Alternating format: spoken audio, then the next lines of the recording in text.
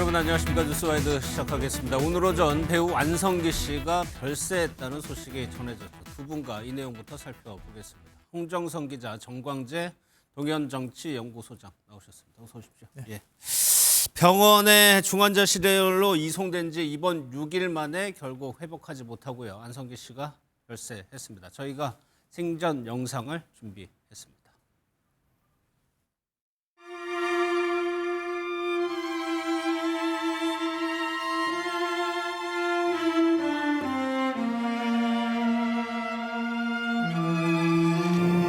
날 쏘고 가라.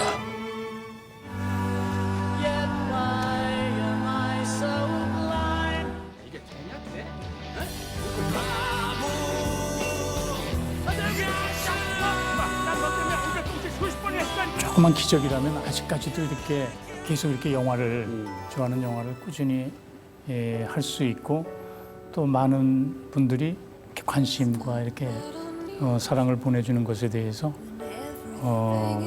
그것도 하나의 조그만 기적이라고 생각을 하고 있고 여러분들 모두들 열심히 그리고 많은 준비를 하시면서 사시길 바라겠습니다. 네, 향년 74세였습니다. 병원으로 이송이 되고 이제 심장이 다시 뛰면서요. 좀 기대를 하기도 했었는데 계속 고비를 맞아 왔었죠. 결국에 오늘 오전에 별세 소식이 들려왔습니다. 마지막까지 좀 회복이 결국에 좀 쉽지 않았던 것 같아요. 그렇습니다. 이제 30일이었죠. 지난 12월 30일 오후 4시경에 이제 식사는 아니었고 음식을 드시다가 자택에서 이제 쓰러졌는데 이미 그때부터 이제 의식을 잃었던 겁니다. 그렇게 해서 이제 병원으로 응급실로 이송된 후에 심폐소생술 CPR 통해서 심장은 다시 뛰게 됐는데 의식은 여전히 회복하지 못하고 있었어요.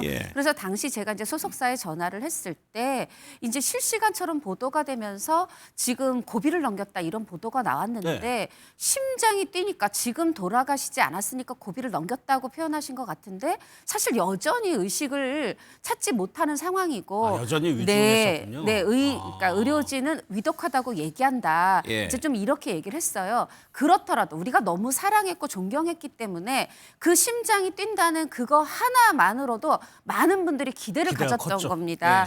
또 회복하시기를. 왜냐하면 혈액암 걸리셨다가도 완치한 적도 계시고 하니까 그랬는데 결국은 쓰러지시고 6일 만에 오늘 오전 9시에 유명을 달리했습니다.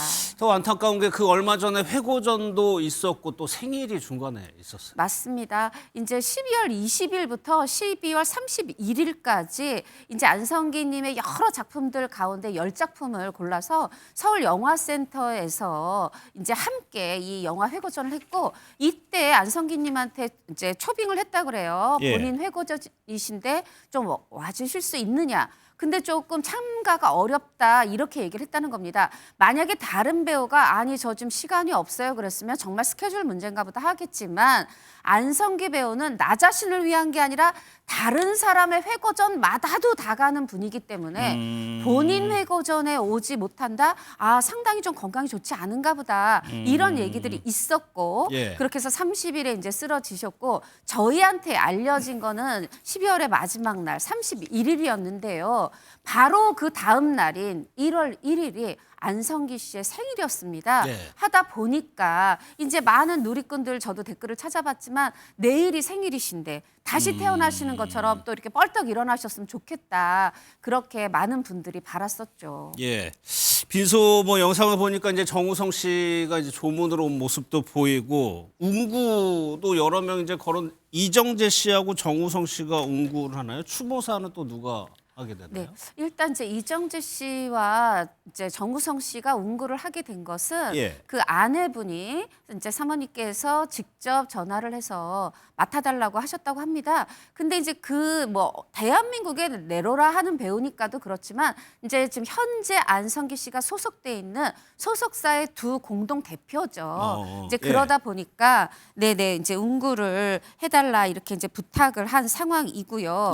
그리고 당연히 두 사람 기꺼이 운구를 할 것이고. 그리고 또 이정재 씨는 바로 그 소식 듣자마자 내가 뭐라도 조금이라도 도울 게 있을까 이런 생각을 하면서 예. 이제 바로 이제 빈소로 달려간 것으로 알려졌고요. 예. 이 이제 어떤 영화인들 어느 분은 영화인장으로 치러지고 아닌 분도 계신데 그거는 가족의 선택입니다만 국민 배우라는 타이틀에는 정말 다른 누구보다도 안성기 씨는 꼭 영화인장으로 치러졌어야 되는 분인데 예. 그렇게 해서 영화인장으로 치러집니다. 그래서 그 장례위원장은 원로 배우이신 이제 신영균 씨 또 배창호 감독 이렇게 또 한국 영화 배우협회 이사장 이런 분들이 이제 함께 이 장례를 준비하는 예. 이제 그런 상황이고요. 그 아까 말씀드린 것처럼 이제 사실은 이정재 씨 말고 전 정우성 씨 말고도 예. 정말 많은 분이 빈소에 저는 여러 번 가시고 또 마지막 그렇겠죠. 달인 길까지 갈 거라고 제가 왜 확언하여 예상을 하냐면 저도 이제 예전에 여러 빈소들 가봤을 때 안성기 씨는 꼭 계셨어요. 그러니까 무명 배우의 장례식장에도 있던 분입니다. 그걸 다 기억하는 분들이 온다 한다면 예. 정말 많은 분들이 조문을 할 것이고 또 이 운구도 한국 영화사에 어떻게 보면 한 페이지가 이제 한국 영화 100년 넘으면서 좀 접힌 느낌이에요. 그렇죠. 그러면서 그 마지막 길을 함께할 운구를 함께할 배우들은 너무나 많을 거라고 생각이 예. 듭니다. 영상에 조용필 씨 모습도 보이던데 조용필 씨와 인연도 있습니다. 그건 제가 살펴볼 텐데 저는 이정재 씨가 이제 그 운구를 사모님이 이제 부탁을 했나 네. 봐요. 그 얘기를 듣고 오히려 차분하게 얘기하는 게 더 슬펐다. 이 말이 좀 인상적이다. 그렇습니다. 제가 이제 소속사랑 통화를 했을 때 이런 예. 얘기를 했어요. 지금 이제 그때가 31일이었는데 지금 의식은 돌아오지 못하지만 이 우선 아내분과 차남이 옆에서 지키고 있고 예. 또 이제 장남도 미국에서 오는 상황인데 이제 많은 분들이 너무 안성기 씨 사랑하다 보니까 뭐 기자에게 연락하는 정도가 아니라 이 사모님이나 차남이나 미국에 있는 장남한테까지 다 연락을 했던 겁니다. 어떻게 보면 이 소중한 마지막 순간을 좀 함께 하고 싶은 예. 이제 그런 상황인데 이제 그때 막 그렇게 연락이 갔거든요. 그 얘기는 뭐냐면 그러니까 고비를 넘겼다는 보도는 나왔지만 소속사나 가족분들은 사실은 이미 마음의 준비를 하고 계시다고 하더라고요. 그러다 보니까 이렇게 5일, 6일 또 사실 이제 고인의 마지막 부분에 있어서 혈액암은 완치됐었지만 재발되면서 힘들어하셨던 부분도 있잖아요. 예. 특히나 의식을 돌아오지 못하는 상황에서 시간이 닷새 엿새 이렇게 가다 보니까 이제 가족분들이 좀 마음의 준비를 차분히 하셨고 저는 이 시간도 안성기 씨가 끝까지 시간을 붙들고 가족들에게 기회를 줬다는 저는 예. 개인적으로 그렇게 생각을 하는데 그런 속에서 어떻게 보면 슬프지 않아서가 아니라 마음이 차분해지고 잘 보내드려야 되겠다. 우리가 예. 잘 보내드려야 되겠다. 이런 마음이 드셨기 때문에 저는 이렇게 직접 이렇게 정우성 씨, 이정재 씨한테 전화를 했다. 이런 생각이 듭니다. 안성기 씨가 위독하다는 소식이 들렸을 때 이제 미국에 있는 아들이 이제 급히 한국으로 오고 있다는 보도가 있었는데 이제 결국 와서 옆을 지킨 것 같아요. 네. 안성기 씨가 아들 둘을 두었습니다. 장남이 1988년생인데 예. 이분이 미국에서 고등학교, 대학교를 다니고 설치미술하고 서양화가로 활동하고 있다고 하고 예. 둘째 아들분도 미국에서 학교를 다녔고 사진 작가로 활동하고 있는 것으로 알고 있습니다. 근데 안성기 씨가 이렇게 위중하다는 소식이 있자마자 귀국하면서 사진을 하나 올렸는데 예. 그게 1993년에 안성기 씨가 그 섬에 가고 싶다라는 영화를 찍을 때 사진인가 봐요. 그걸 올렸는데 저는 그 사진보다 그 위에 걸려 있는 유니세프라는 글자가 더 눈에 띄더라고요. 그러네요. 예, 예. 안성기 씨가 유니세프 그 홍보 모델을 굉장히 오랜 기간 했습니다. 물론 아들은 이제 아버지의 화려했던 그 과거에 기억하고 있었던 사진을 올리고 싶었겠지만 제 눈에 들어온 건 유니세프 홍보 대사로 오랫동안 활동하면서 예. 소외된 사람들을 위해서 애썼던 그 인품 그런 것들이 더 드러나는 장면 아니었는가 생각하고 두 아들이 다 미국에서 학교를 다녔는데 예. 왜 그랬는가 봤더니 안성기의 아들로 한국에서 살기가 참 쉽지 않았을 것 같아요. 그럴 수 그러니까 내 아들들이 안성기의 아들이 아니라 그냥 그 개인적인 독립적인 인격을 다진 두 남성으로 그냥 성장했으면 하는 바람에서 외국에서 공부를 시켰다는 이야기를 듣고 그런 그 마음가짐도 좀 놀랐습니다. 예. 홍 기자님 말씀하셨지만 한국 영화를 대표하는 그냥 국민 배우라는 타이틀이 전혀 어색하지 않는 분인데 글쎄 연기 인생이 69년 그렇습니다. 정리를 해보면 어떻습니까? 네, 일단 1957년에 52년생이니까 1월 1일생이니까 이제 만 5세에 영화 황혼열차로 데뷔를 하게 되는데 예. 그게 이제 지난 연말에 작곡하신 김지미 씨가 여자 주인공이었던 그런 영화였어요. 거기에서 이제 아버지께서 원로 영화 제작자입니다.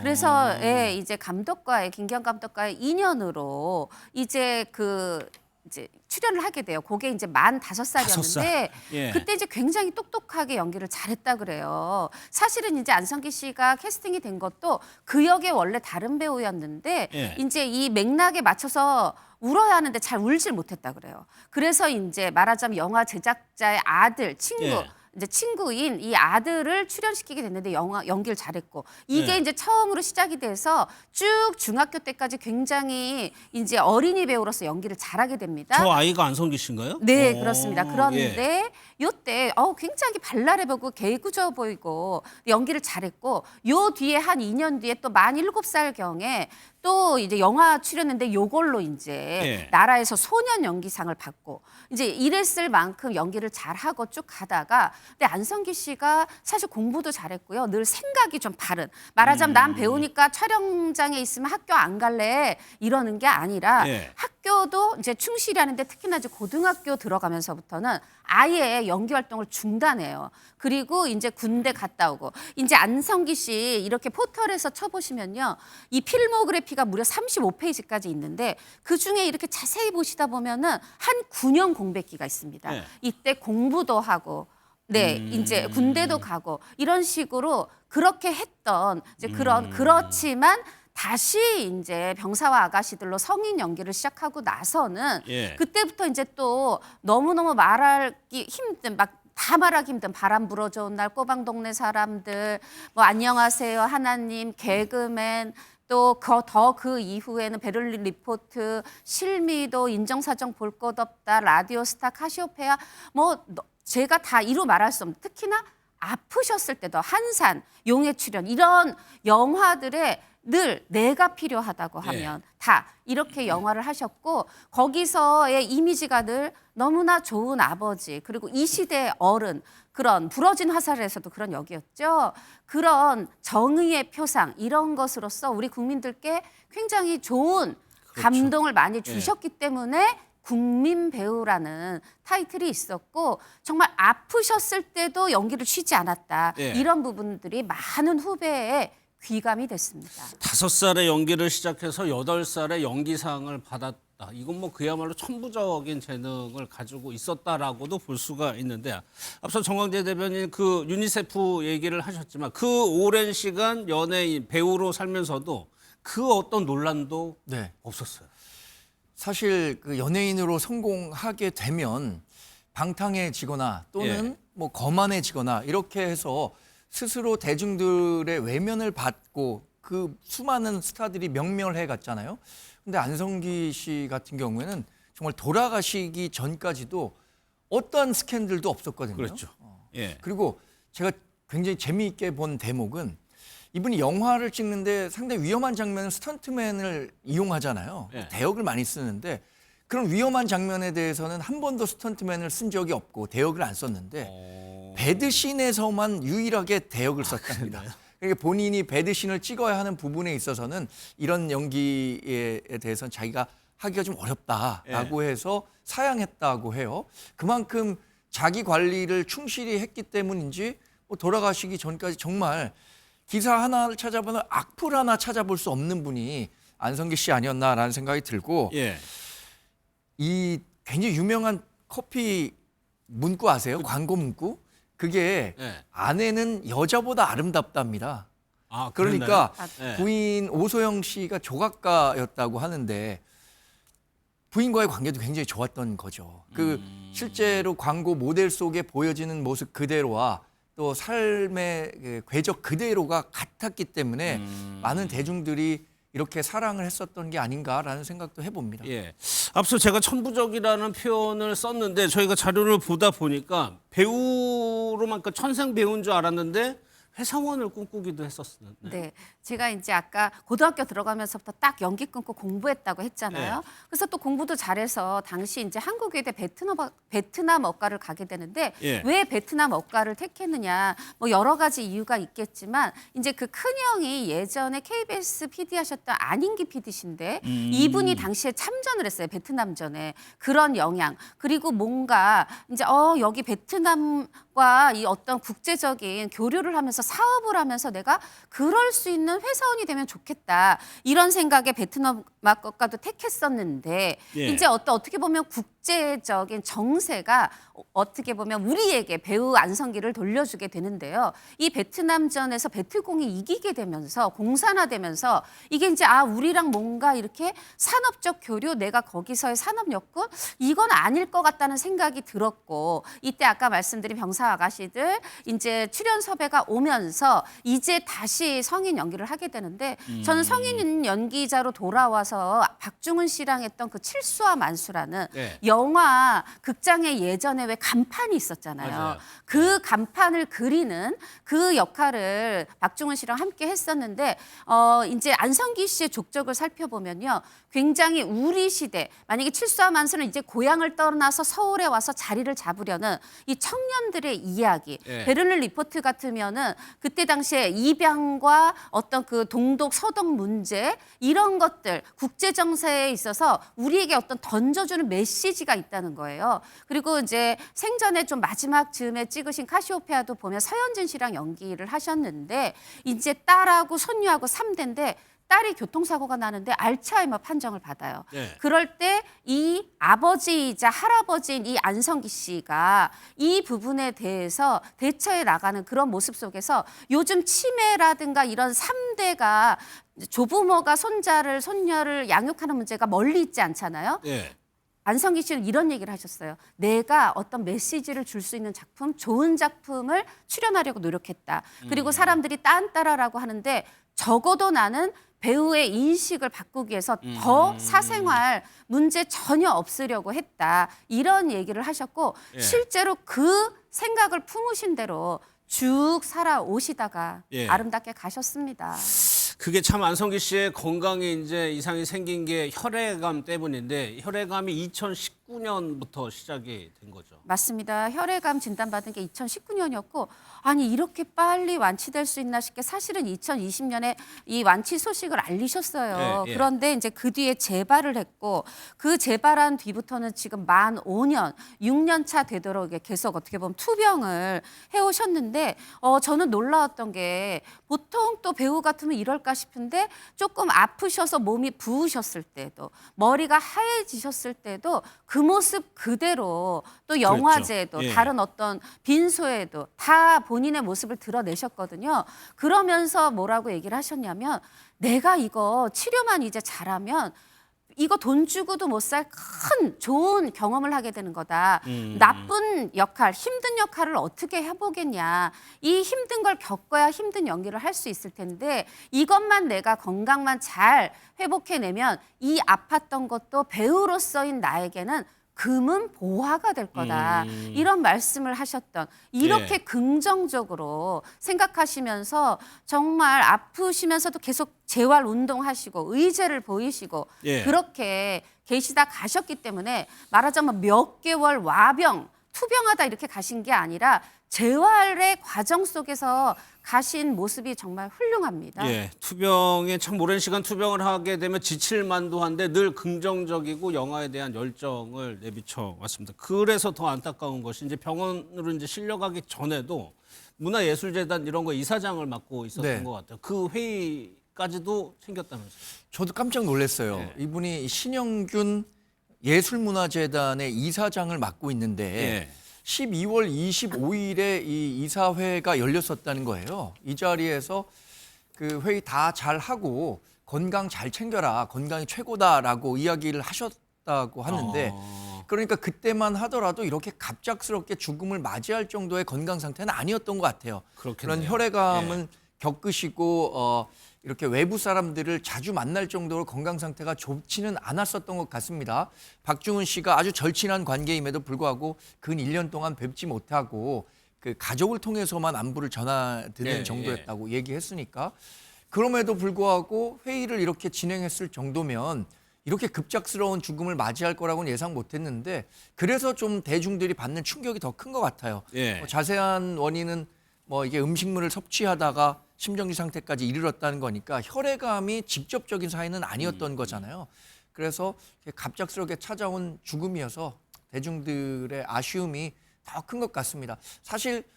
조금 건강 상태가 좋았다면 이렇게 여러 매체를 통해서 안성기 씨의 모습을 조금 회복된 모습을 기대하는 분들이 많았을 거잖아요. 예. 별세 소식이 알려지면서 뭐 동료 후배 배우들의 추모에 이제 발길이 이어지고 있습니다. 이 내용도 저희가 영상으로 준비했습니다. 차로 말하면 안성기 선배님이 한 시속 80km 정도 되는 트럭이야. 튼튼한. 난 한 180 나가는 그냥 스포츠카야. 스포츠카인데. 내가 추월하지 않고 왔어. 그래서 내가 사고가 안 난 것 같아. 근데 앞에 그 트럭이 없었으면 그냥 막 밟아갖고 어떻게 일이 났을 것 같은 그런 생각이 드는. 그런 나한테 고마운 분이지.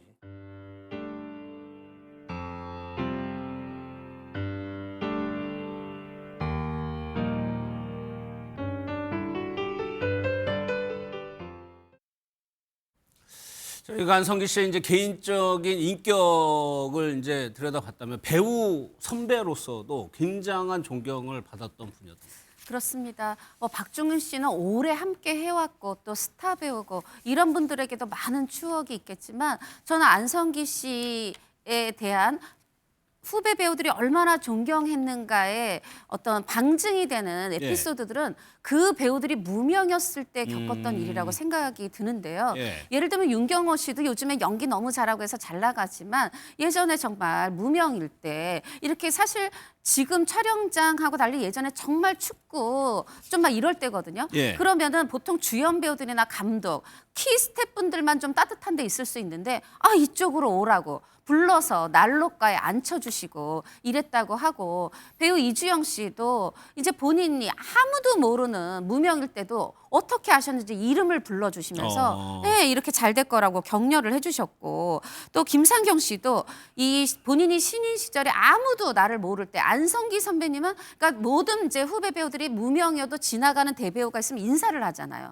근데 또 안 받아주는 분들도 있거든요. 근데 안성기 배우는 김상경 배우가 무명일 때도 인사를 하면 받아주셨다는 겁니다. 이제 이런 부분에 인격이 드러나는 거겠죠. 박철민 씨 오랫동안 옆에서 봤을 때 늘 주변을 배려하는 모습에 감동받았다 이렇게 얘기를 했는데 사실 이제 안성기 씨가 뭐 누구에게 물어도 저는 어떠한 악담도 나오지 않을 거라고 생각이 들어요.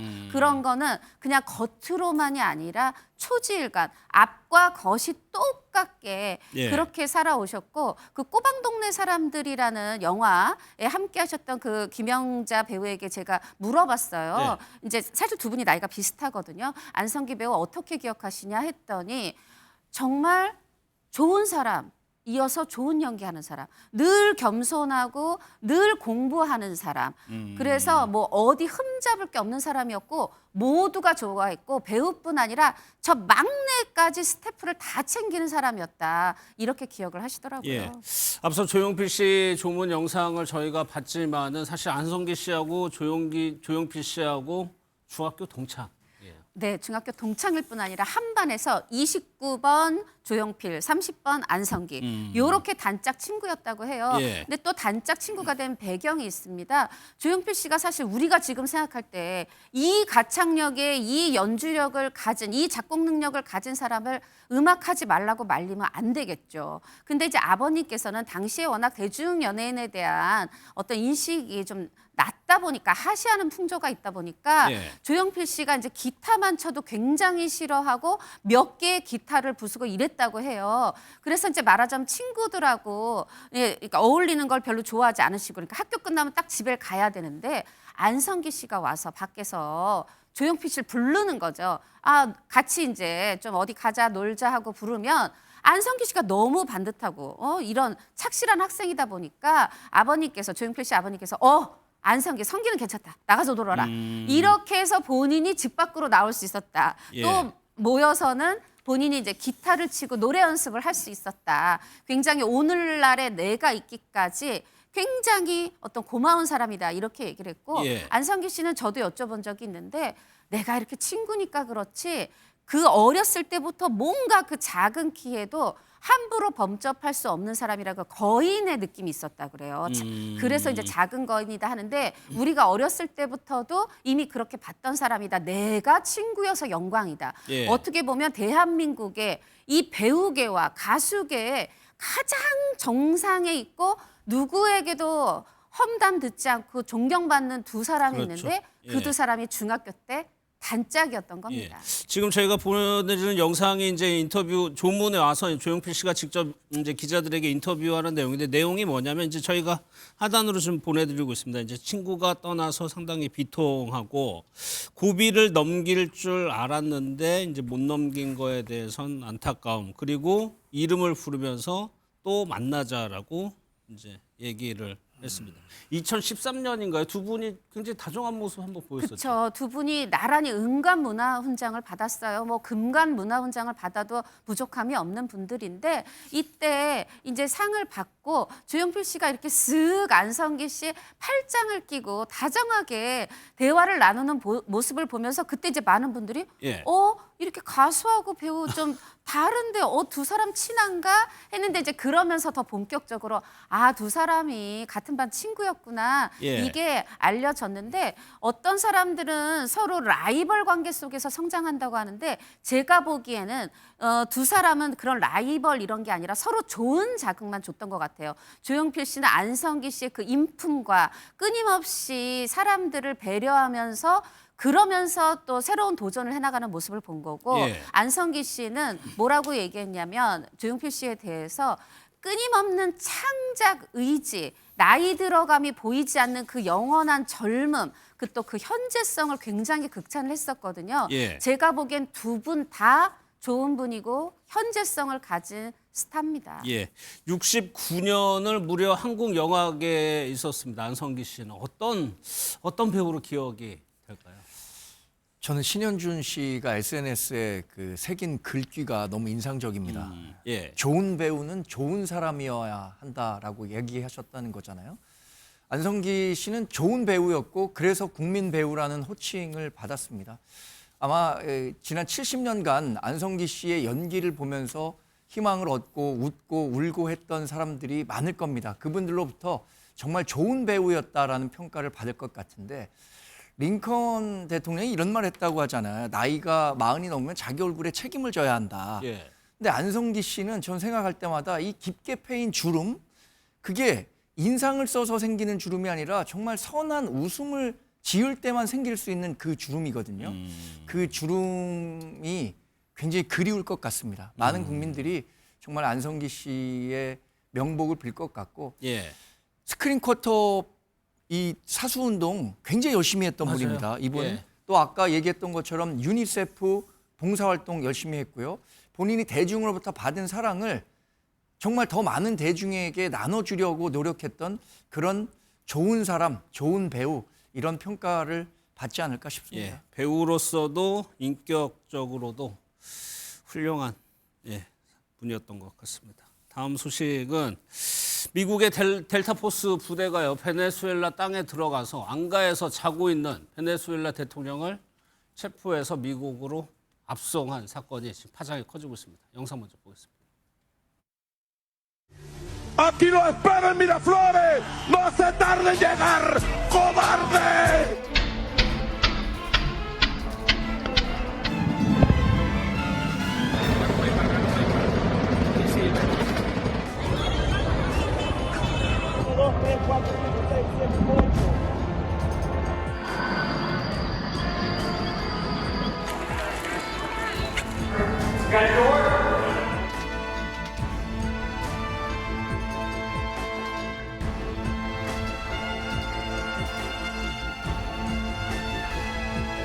Maduro pushed back or resisted killing Maduro. What could have happened? 2:01 a.m. Caracas local time, and the apprehension force descended into Maduro's compound and moved with speed, precision, and discipline towards their objective while apprehending the indicted persons. 네, 조한범 통일연구원 석자연구위원 김종욱 전 민주연구원 부원장과 이어가도록 하겠습니다. 어서 오십시오. 예.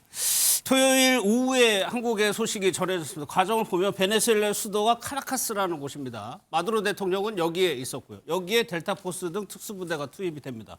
쿠바의 미군 해군 기지로 갔다가 뉴욕 구치소에 지금 수감이 돼 있습니다. 조 의원님, 그날 밤에 미군의 작전을 보면 전격적이고 단 3시간 예. 만한 한나라 대통령을 데려갈 정도로 전격적이었습니다. 예. 그런데 이제 미국이 베네수엘라 해역에 항모 전단을 뛰어났죠. 파견한 건 벌써 예. 몇 달 됐거든요. 그러니까 아마 원래 처음부터 마두로 생포 작전을 기획을 했던 것 같고, 근데 아무도 그런 생각을 못했죠. 그러니까 오래전부터 기획을 했고, 예. 그 포위하는 순간에 이제 언론은 마약 의심 선박 폭격하는 것만 봤는데 미군은 여러 가지 시뮬레이션을 계속했던 것 같아요. 그러니까 지금 미군 피해가 제로거든요. 한 명도 없어요. 이거는 지금까지 있었던 테러 집단하고 다르거든요. 이건 일국의 아무리 헛없스러운 베네수엘라 군대라도 2,800만이고 인구가 예. 수도 카라카스고 이 핵심부를 아무런 손실 없이 생포해서 나온다? 이건 사실은 엄밀히 보면 무모한 작전이에요. 근데 그 정도로 오랫동안 준비를 했던 것 같고 지금 미국의 작전 능력에 감탄하는 분위기지만 사실 온도 따랐다고 봐요. 이번에도 항공기 한 대가 피격당했거든요. 예. 근데 격추는 안 당했거든요. 그러니까 예. 사실 저런 작전을 하리라고 예상을 했다면 예상하는 것 자체가 사실 이상한 거죠. 거의 예. 불가능에 가까운 작전을 아주 오랫동안 준비해서 전격적으로 실시했다. 그러니까 마두로도 그냥 그런 상황을 예측을 못했으니까 예. 거기다가 직전에 중국 특사를 만난 상황이었거든요. 그랬죠. 그 상황에서 저렇게 전격적인 그 침투 작전이 있을 거라고는 상상을 못했을 거기 때문에 거의 손도 못 쓰고 당해봤다. 예. 그러나 작전 계획을 보면 아마 베네수엘라 경호팀을 거의 장님으로 만들어 놓고 일방적으로 사실 학살에 가까운 예. 침투 작전을 한 거죠. 그러니까 경호팀은 거의 다 이제 사망을 했다는 거고 그 뒤에 뭐 CIA 준비 상황도 저희가 살펴볼 텐데 비행기가 뜨고 뉴욕에 도착하기까지 단 22시간밖에 걸리지 않았습니다. 정관장님, 여기에 예. 앞장섰다는 부대가 델타포스라는 부대인데 사실 미국의 네이비실과 함께 네. 뭐라 그럴까요? 전략 자원이라고 할까요? 일단 우리 세대들은 델타포스라는 영화 시리즈가 있습니다. 이게 1986년에 청 노리스가 주연을 했고 시리즈 영화가 계속 나와서 예. 미국 액션 영화가 80년대 말에서 90년대 초까지 굉장히 유행을 했었는데 그래서 굉장히 익숙한 이름이죠. 정식 명칭이 제1특전단 작전분견대 델타인데 예. 델타가 아마 군 생활해 보신 분은 알겠지만 알파, 브라보, 찰리, 델타 이렇게 불리거든요. 그러니까 아, 그러네요. 예, 그 델타 네 번째 분견대인데 여기가 1970년대 전 세계적으로 테러가 굉장히 일상화됐습니다. 뭐 뮌헨 올림픽을 중심으로 해갖고 이 테러가 계속 일다 보니까 이 대테러전을 확실히 제압할 수 있을 만한 특수 부대를 만들어야겠다라고 해서 1976년도에 만들어졌다고 하니까 그 유래가 그렇고 뭐 사실상 이런 업무에 아주 최적화된 부대라고 봐야겠죠. 그렇죠. 그러니까 이번 그 작전을 수행하는 과정에서도 그 아군의 사상자 한 명도 없이 이런 그 작전을 수행할 수 있지 않을까라고 예. 봅니다. 델타포스라는 부대가 있었고 또 CIA가 상당히 오래 준비를 해왔고 그럼에도 불구하고 마두로 대통령이 13년 독재를 해온 거를 불과 3시간 만에 무너뜨렸거든요. 그래서 제가 볼 때는 조 박사님께서 말씀하셨던 것처럼 납치를 전제로 한 치밀한 준비가 사전에 됐다고 볼 수밖에 없는 측면이 있는 것 같고요. 예. 과거에 이라크를 침공할 때만 하더라도 국제사회를 설득하기 위해서 거의 8개월에서 1년 정도 공을 들였었거든요.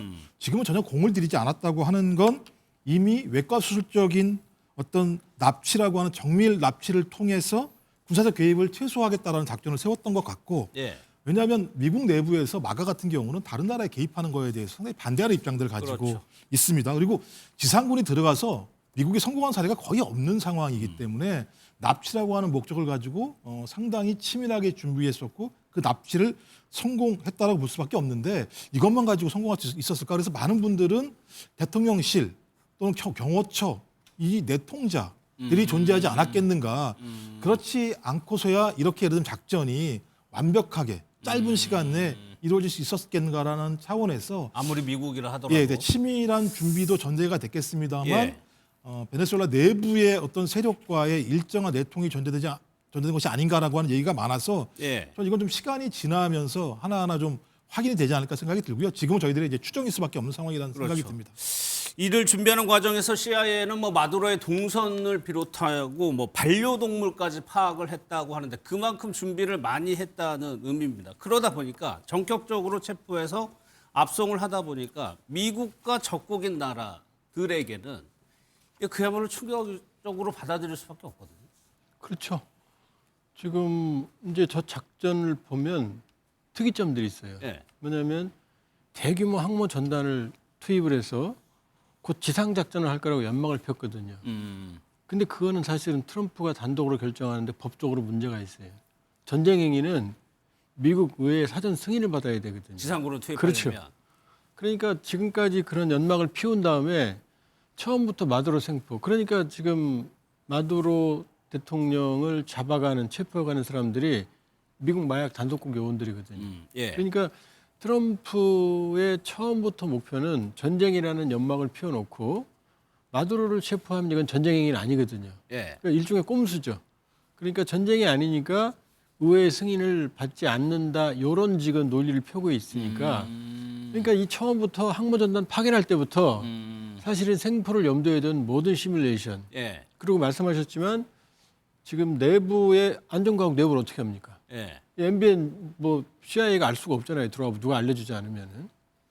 그러니까 지금 잘 알려지진 아직 않고 있는데 마두로와 이 마두로 베네수엘라의 군부하고는 약간의 관계가 완전한 상하 관계가 아니에요. 예. 일종의 정치적 협업 관계입니다.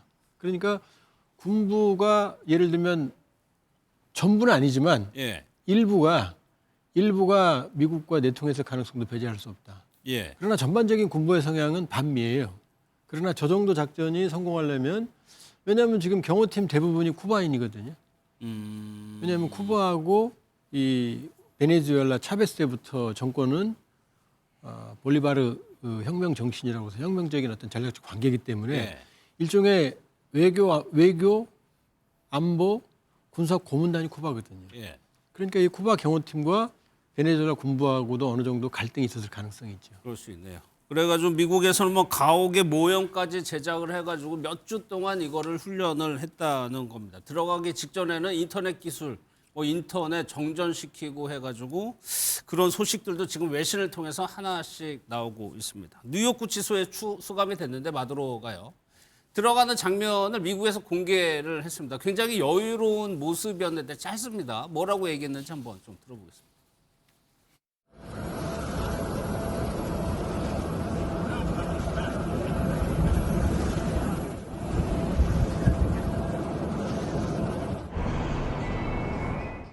Good night. Happy New Year. Good night. Good night. Good night. Que se dice? 구치소에 수감이 됐고 내일 바로 처음으로 법정에 출석을 하게 됩니다. 그런데도 불구하고 마두로가 해피 뉴 이어 새해 인사를 한단 말이에요. 이거는 여유로운 척 하는 겁니까? 아니면 진짜 뭐 믿는 구석이 있어서 이렇게 행동을 했을까요? 일단은 여유로운 상황은 아니겠죠. 네. 자다가 대통령이 지금 깜빵으로 끌려왔는데. 트레이닝복 입고 끌려왔어요. 그러니까 예. 아마 마두로도 정치인이거든요. 거기다 일국에 수장을 했는데 아무리 독재자지만 이 셈법을 모를 리가 있겠어요? 저기서 여유 있는 모습을 보여야만 되는 거고 지금 미국은 마약 혐의로 지금 법정에 세우겠지만 예. 본인은 정치범이라고 생각할 거거든요. 그럼 여기서 끝나는 건 아니거든요. 예. 그러니까 지금 뭐 이 짧은 시간에 생각했을 거기까지 생각할지 모르겠지만 지금 민주당은 모두 반대거든요. 미국 내에서. 그렇죠. 마가 일부에서도 반대예요. 이 직전에 온두라스 전 대통령 에르난데스라고 에르난데스는 마두로보다 죄과가 더 커요. 예. 근데 트럼프가 사면했거든요. 그러니까 저 짧은 시간에 여러 가지 생각을 한다면 저기서 치졸한 모습을 보이면 정치적 미래가 없죠. 그러니까 일종의 허세지만 아마 정치적인 셈법도 예. 본인이 언젠가 풀어날 수는 있으니까. 어쨌든 현직 대통령이니까요. 예. 그런 면에서 이제 여유 있는 모습을 연출했다 이렇게 봐야겠죠. 예. 마두로 대통령의 경력을 보면은 집권한 지는 한 13년 됐고 그 전에는 버스 기사 노동자 출신이더라고요. 왜냐하면 그게 가능한 게 예. 교육 수준도 높지 않아요. 근데 왜냐하면 지금 베네수엘라가 좌파 정권이거든요. 예. 그러니까 노동자들 특히 차베스 지금 베네수엘라 좌파 정권을 그 창시자라 할 수 있는 차베스가 사실은 도시 빈민층 못 배운 사람들 없는 사람들의 상징 같은 사람이거든요. 그러니까 지금 버스 운전사를 했지만 그 다음이 중요한 게 노조 지도자를 했거든요. 그럼 이게 정계에 입문할 수 있는 거거든요. 예. 그럼 여기서 차베스의 눈에 들었고 여기서 이제 의원 생활도 했고 차베스가 이제 후임으로 임명을 했고 근데 차베스가 급사라거든요. 병사라거든요. 예. 그러면서 급격하게 떠오른 거죠. 아. 그러니까 일종의 초고속 성장을 했다 이렇게 볼 수 있죠. 예. 그러면 미국은 국제법 위반 논란이 있을 것을 예상하고도 정광재 대변인 왜 그러니까 내세우는 명분은 마약입니다. 마약. 그렇습니다. 사실 그 마두로가 이제 그 뉴욕 법정에 서게 되는데 예. 제일 처음 기소된 건 2020년이에요. 그렇죠. 벌써 이미 기소돼 2020년에 있죠. 이미 예. 기소가 돼서 마약 테러 공모했고 코카인 수입 공모했다. 이런 혐의를 받고 있습니다. 실제로 베네수엘라에서 마약을 대량 재배하고 예. 그것이 인근 국가인 콜롬비아나 이런 데서 코카인을 제조해서 미국에 수출하기 때문에 이런 것들로 인해서 미국 국민들이 상당한 고통을 겪고 있다. 그런데 그것을 마두로가 베네수엘라 대통령으로서 용인하고 묵과하고 오히려 장려하고 있다. 이렇게 예. 했기 때문에 기소된 혐의에 대해서 재판을 받게 되겠죠. 그런데 이 우리나라도 마찬가지지만 재판 절차라는 게 상당히 깁니다. 그래서 예. 상당히 마두로가 정식 수감돼서 뭐 어떤 정도의 형을 받게 될지는 시간이 꽤 걸릴 것 같습니다. 예. 베네수엘라는 이제 부통령이 권한 대행을 수행하게 되는데 이 부통령은 어제까지만 하더라도 유일한 대통령이 마두로라고 강조를 했었죠. 트럼프 대통령이 2번에 걸쳐서 2차 공격할 수 있다고 경고를 했고요. 하루 만에 입장을 바꿨습니다. Exigimos la inmediata liberación del presidente Nicolás Maduro y de su esposa Cilia Flores. She had a long conversation with Marco, and she said, "We'll do whatever you need." We were prepared to do a second strike if we needed. We're totally prepared. But that's off We're the still table. prepared. That's off the table now. No, it's not. If they don't behave, we will do a second strike. 트럼프 대통령이 2번이나 2차 공격을 언급하고 조금 전에요. 부통령이 이런 입장을 냈습니다. 평화와 대화를 누릴 자격이 있다. 미국의 공동 발전과 관련해서 협력을 요청하겠다. 하루 만에 입장이 바뀐 것이 미국의 힘을 통한 압박? 이게 결국엔 통했다고 봐야 될까? 근데 일단은 유화 조치인 거죠. 예. 왜냐하면 지금 상황에서 미국의 각을 세울 수는 없거든요. 트럼프 대통령이 2차 공격을 한다는 것도 그것도 신뢰성이 없는 게 그건 전쟁 행위인데 예. 그럼 의회 동의를 받아야 됩니다. 마두로는 마약 혐의로 체포했으니까 명분을 찾는다고 하더라도 일종의 압박을 최대 압박으로 수위를 끌어올린 거고 예. 지금 로드리게스 같은 경우도 지금 부통령으로 승계했지만 지금 상황에서 흔들리는 이 베네수엘라의 상황에서 미국과 정면 충돌했을 때 지금 내부 수습이 쉽지가 않거든요. 그러니까 지금 시간을 버는 거죠. 그러나 로드리게스 자체는 철저한 반미예요. 예. 그 차베스론자거든요. 그러니까 일단 현실적으로 타협을 선택을 하는 모습을 보이지만 그런데 트럼프 대통령이 이렇게 말했거든요. 베네수엘라 자기들이 통치하겠다고. 그렇죠. 결국 자기 말 듣는 정권을 세우겠다는 건데 그러면은 지금 로드리게스 입장에서는 미국의 허수아비가 되라는 얘기인데 그렇게 될 수는 없는 거죠. 그러니까 시간을 끌면서 미국과의 압박을 좀 피하겠지만 예. 그러나 미국이 원하는 대로 친미 정권으로 넘어가 원하는 거 다 해주지는 않겠죠. 그러니까 일단 공동 발전 협력 이 얘기는 뭐냐? 이게 석유거든요. 예. 그럼 미국의 투자를 받아들일 수 있고 미국과 협력한다, 제재 해제한다 이런 현실적인 타협안을 찾을 수는 있겠지만 예. 그러나 트럼프 대통령이 원하는 대로 고분고분한 그런 친미 정권으로 가느냐? 그건 쉽지가 봐야 않죠. 된다. 그건 좀 두고 봐야죠. 트럼프 대통령은 베네수엘라를 넘어서 이제 서방구라고 하는데 아메리카 대륙, 남아메리카 대륙에 있는 국가들까지도 거론을 하면서 글쎄요, 위협이라고 할까요? 그런 뉘앙스를 풍기고 있습니다. 그 얘기도 한번 좀 들어보겠습니다. Colombia is very sick too, run by a sick man who likes making cocaine and selling it to the United States. Cuba looks like it's ready to fall. I don't know. 그린란드 얘기도 나오지만 일단은 지금 저거 트럼프 예. 대통령이 얘기하는 거는 콜롬비아, 쿠바 이런 나라들이에요. 그렇습니다. 콜롬비아는 이제 베네수엘라 옆에 나라인데 지금 구스타보 페트로 대통령이 통치를 하고 있는데 매우 병든 나라 이렇게 얘기했어요. 그러니까 매우 병든 나라라는 건 그 코카인을 대량으로 제조해서 베네수엘라와 함께 미국으로 수출을 하고 있기 때문에 이런 평가를 내린 것 같고 예. 멕시코에 대해서도 상당히 쓴소리를 했습니다. 정신 차려야 한다고 했어요. 그것도 같은 맥락입니다. 멕시코에서 코카인이 대량으로 제조돼서 미국에 판매되고 있는데 멕시코 대통령이 그에 응당한 책임을 수행하고 있지 않다라는 얘기를 하고 있고 쿠바는 이제 곧 무너질 준비가 돼 있다라고 얘기를 하고 있더라고요. 그래서 베네수엘라가 쿠바에 대한 원조를 하지 않으면 쿠바 경제 자연스레 무너지게 된다 이렇게 악평을 하고 있는데 세 나라의 공통점은 여하튼 코카인 제조를 해서 미국에 수출을 하고 있고 그리고 미국의 바로 정말 앞마당에 있는 국가들인데 그렇죠. 미국과 적대적이라는 공통점이 있습니다. 여기에 베네수엘라 같은 경우에는 그동안 중국에 굉장히 저가의 원유를 공급해 왔거든요. 그러면서 노골적으로 친중 외교 노선을 갖고 있었는데 이런 부분에 대해서도 미국이 이 이른바 서반구라고 하는 웨스턴 헤미스피어에 대해서 본인들이 주도권을 갖고 있다는 점 이것을 좀 확실히 하는 차원에서 여러 말론들을 해놓은 게 아닌가 평가가 나오고 있습니다. 그러니까 목적 추계하다가 석유인데 베네수엘라가 원유 매장량 1위고 그 수출국 1위가 중국입니다. 지도를 보면은 쿠바는 미국하고 아주 가깝고요. 베네수엘라가 좀 떨어져 있고 그 옆이 콜롬비아가 있습니다. 그런데 미국이 죄가 있다고 해서 기소해서 잡아갔어요.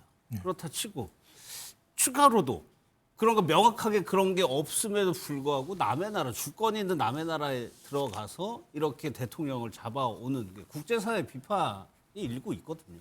뭐 제가 볼 때는 국제사회 비판은 다양할지 모르겠습니다만 또 비판과 이것을 찬성하는 국제사회의 다양한 목소리도 나오고 있는 상황이죠. 그러니까 말씀하신 미국이라고 하는 힘을 활용하려고 하는 국가들 같은 경우는 독재라고 규정을 하면서 일부 찬성을 하는 측면도 있습니다만 또 경쟁하는 국가들 같은 경우는 비판을 하는 측면들이 분명히 있는 거죠. 근데 미국은 멀로 선언 이후에 남미는 자기 땅이라고 생각하는 것 같아요. 기본적으로. 그러니까 1823년 선언 이후에 근데 실제로 이런 것이 구체화된 거는 1899년에 가서야 쿠바, 파나마, 푸에르토리코 이런 나라들 갖다 병탄을 했었거든요. 근데 이거는 뭐 이번에 발표하자마자 바로 즉각적으로 대응했다라는 측면에서는 남미 지역과 관련된 미국의 어떤 패권을 갖다 유지한다는 생각 하나 하고 또 하나는 석유 등 자원 문제와 관련된 부분과 관련해서는 어떤 형태든지 미국의 경제 인플레이션에 타격을 가할 수 있는 것이라고 한다면 그것은 무조건 막아낸다라고 하는 생각들이 결합되면서 정격적으로 작전이 펼쳐졌다는 생각이 들기 때문에 저는 남미 이외의 지역은 모르겠습니다만 저는 얘기했듯이 콜롬비아, 쿠바 이런 나라들에 대해서는 이후에 어떤 조치를 취할지 모르겠습니다만 국제사회의 우려에도 불구하고 그것이 자국에게 이익이 된다고 한다면 지금 같은 방식의 상상 외의 작전을 통해서라도 자국의 이익을 지키는 방향으로 갈 수 있다라고 저는 생각을 하고요. 하지만 이제 그 외 지역 같은 경우는 아직까지는 미국이 구체적으로 힘을 발휘하기에는 내부의 반대도 있고 아까 말씀드렸듯이 마가가 생각하고 있는 입장하고 다르거든요. 그렇죠. 자국 이익주의를 중심으로 하고 있기 때문에 하지만 남미는 제가 볼 때 저희가 계속 주목하면서 봐야 되지 않을까 생각이 들긴 합니다. 말씀드린 대로 트럼프 대통령은 외국의 전쟁, 과거보다 미국이 그렇게까지 할 필요가 없다라고 생각을 하고 있습니다. 그럼에도 불구하고 이 마두로 대통령의 체포 과정을 김정은 위원장은 어떻게 봤을까요? 남일 같지 않다고 생각할 수도 있었을 텐데 북한 동향부터 보겠습니다. 그 초음속 미사일 발사 훈련이 진행됐습니다. 우리의 전쟁 억제력의 지속성과 효과성, 가동성에 대한 작전 평가 사업이 일환으로 진행됐습니다. 경애하는 김성은 동지께서 발사 훈련을 참관하셨습니다. 우리의 이 같은 활동은 명백히 핵전쟁 억제력을 점진적으로 고도화하자는 데 있다. 그것이 왜 필요한가는 최근의 지정학적 위기와 다단한 국제적 사변들이 설명해주고 있다. 공교롭게 북한은 어제 탄도미사일을 발사했죠. 그러면서 또 핵전력을 얘기하는데 미국이요. 이란에 대해서 한번 핵시설 핀셋으로 타격했고 이번에 마두로 대통령 이렇게 잡아왔습니다. 이게 어떻게 보면 미국이 마음만 먹으면 뭘 할 수 있다라는 거를 북한이 의식을 할 수도 있을 것 같고. 당연히 하죠. 현실적으로 김정은 위원장 입장에서는 상당한 압박과 공포를 느끼죠. 왜냐하면 이미 2017년에 트럼프 대통령 임기 때 말씀했거든요. 예. 뭐 로켓맨이다, 핵단추 있다, 화염과 분노다, 서로 죽여버리겠다. 이렇게 뭐 그 정면 충돌한 적이 있거든요. 예. 그리고 지금도 가장 미국과 장기간 대립하는 체제 중에 하나가 북한이거든요. 그렇게 보면 북한도 그 범위 내에 들어 있을 거다라고 당연히 생각하게 되죠. 예. 그러니까 지금 마두로 대통령 체포작전 직후에 바로 이제 극초음속 미사일 두 발 발사하는 훈련을 했고 지금 말하는 게 뭐냐면 특히 이제 중요한 게 뭐냐면은 다단한 국제적 사변들이 있기 때문에 이런 일을 하는 거다 그러거든요. 그렇죠. 그 지정학적 위기라는 거는 이해할 수 있지만 다단한 국제적 사변은 사실은 마두로 대통령 체포 과정을 의미하는 것 같거든요. 예. 그러니까 그 부분에 대해서 우리는 다르다라는 예. 무력 시위를 하고 있다 이렇게 봐야겠죠. 그러니까 거기에 대한 반작용으로 그러면 미국으로부터 우리를 지키기 위해서는 핵이 더 필요하다. 이렇게 갈 가능성도 두 개가 다 있죠. 왜냐하면 지금 우리는 핵이 더 필요하고 더 하겠죠. 예.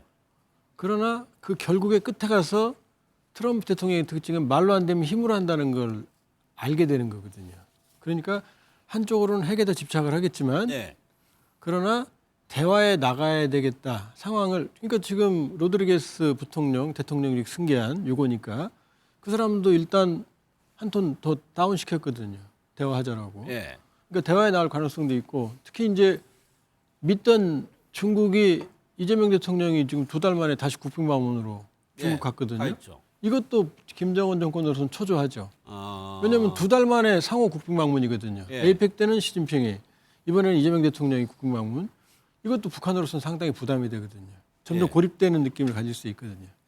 알겠습니다. 지금 말씀드린 대로 한중 정상회담이 오늘 예정돼 있습니다. 오후에 하는데 참 지금 동아시아의 지정학적인 이 관계가 다양하게 복잡하게 지금 움직이고 있습니다. 먼저 이재명 대통령이 중국 도착하고 오늘 오전 일정까지 한번 영상으로 보겠습니다.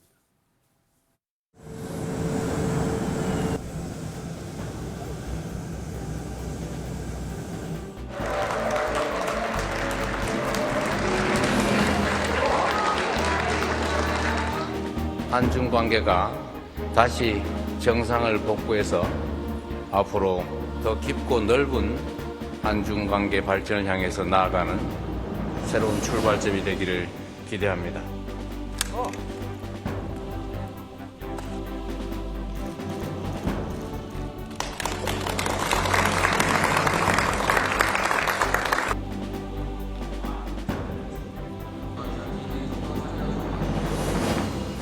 새로운 가치를 함께 써 내려가고 그 성과가 다시 양국의 발전과 지속 성장으로 이어지는 진정한 협력의 구조를 다시 만들 때입니다.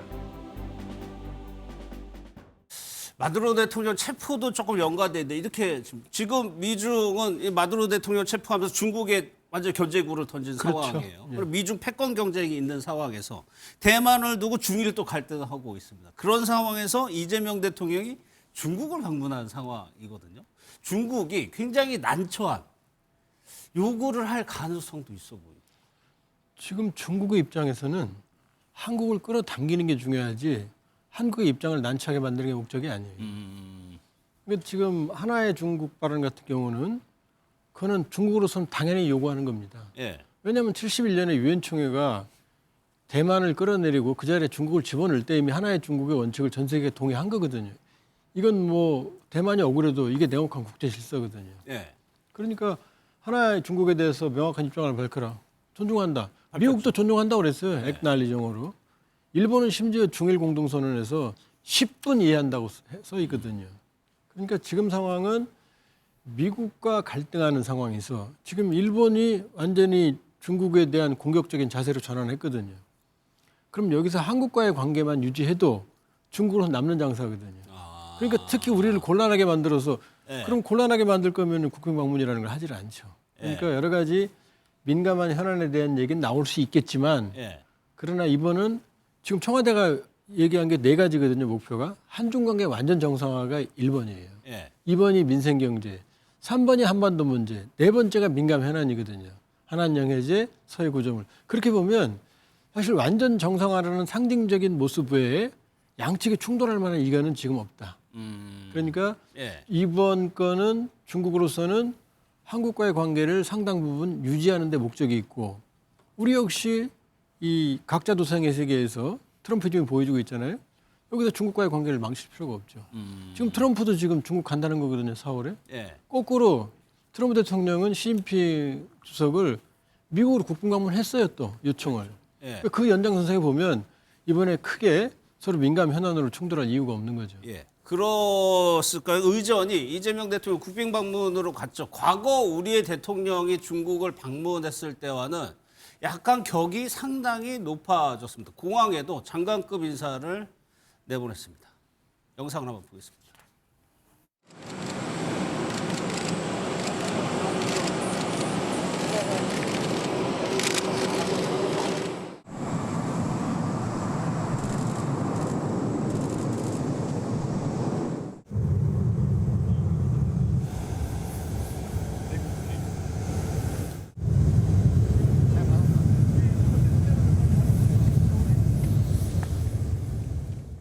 공항에 장관급 인사를 내보낸 것에서 끝난 게 아니라 시진핑 주석 당연히 정상회담하고 중국의 권력서열 1, 2, 3위와 모두 접견을 하게 해줬거든요.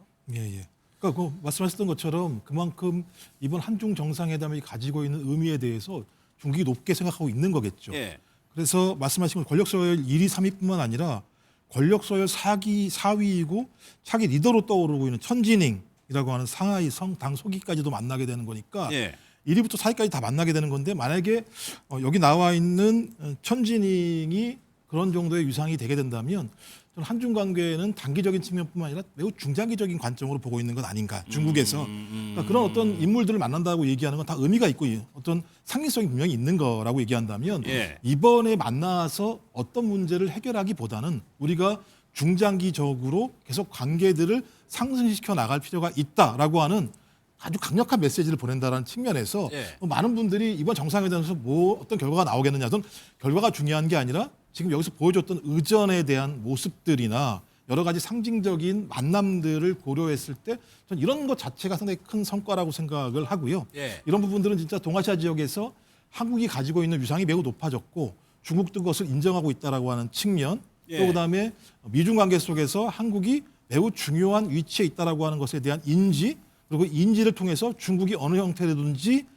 소위 한국과의 관계들을 더 근접하게 만듦으로써 본인들이 이 과정에서 이니셔티브를 질 수 있는 이런 아주 다각적인 포석을 한다는 측면에서 예. 이번 한중 정상회담이 이제 끝나고 난 다음에 예. 저희가 이 부분은 아주 상당히 다각적으로 정밀하게 좀 판단하고 파악할 필요가 있다고 생각을 합니다. 예, 이재명 대통령은 오전에도 중국은 더없이 중요한 파트너다라고 해서 중국 하추 지켜 세우고 있는데 여러 가지 아까 4가지 요구 뭐 이런 거 말씀하셨는데 우리 그러니까 피부로 와닿는 그 중국의 뭐 혜택 중에 하나가 한한령이거든요.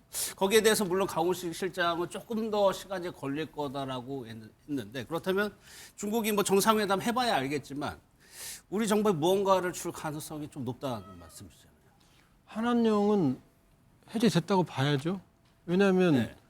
10월 경주 에이펙에 시진핑이 국빈 방문했고 이재명 대통령이 국빈 방문했거든요. 그럼 끝난 거죠. 여기 한한령을 계속 유지할 이유가 없는 거죠. 그러니까 사실은 모든 게 정상화됐다. 네. 그럼 중국이 요구하는 건 딱 2가지입니다. 하나는 체제 존중. 그러니까 중국 특색의 사회주의를 건들지 말라는 겁니다. 2번째는 핵심이 대만이거든요. 예.